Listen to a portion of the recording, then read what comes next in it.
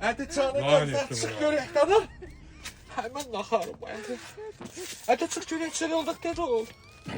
Böyle göz bana ne olur be? Ben de sen göründeyim lan. Ne olur be? Ne bu kurban yedim ha. Karnım asıktı gece vakti. Yeseydim. Pampers alardım hekenem değil. Bu ne de gece vakti. Allah ite bak bir şeye bak.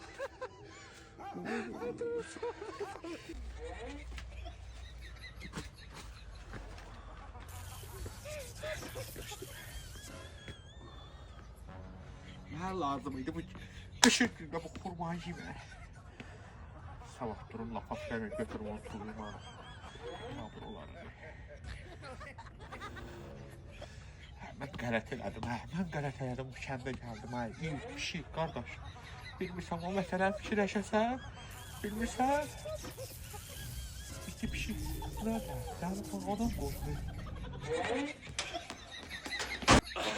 Lan oğlum nefes sürdür. Canın qalsa. Ha, bura kənd yerdə. Allah evə gedirdi. Nə olur hə? Maşallah bu boyunda şey sıkıntı. Bir tane burada bir ayak yol çıkardınız. Tamam çıkardınız da. Yarım saattir beğenlerinizde ayak yol aktarırım. Bu nedir? 5 kilometre çıkan o mehlalın başında sabahları itten bir şeyden korka konuşmamı haram batırdım.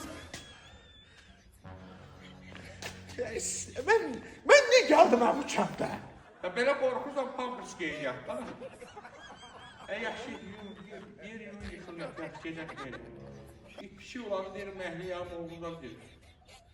Az yerdən də xurmadan, nə? Böğürürsən. Biraz idman edir, biraz gəl. Bakıda o da yiyib yatır sanki. Şu sən kişi başı gəl. Biz öyrəşmişik, davay demək verir.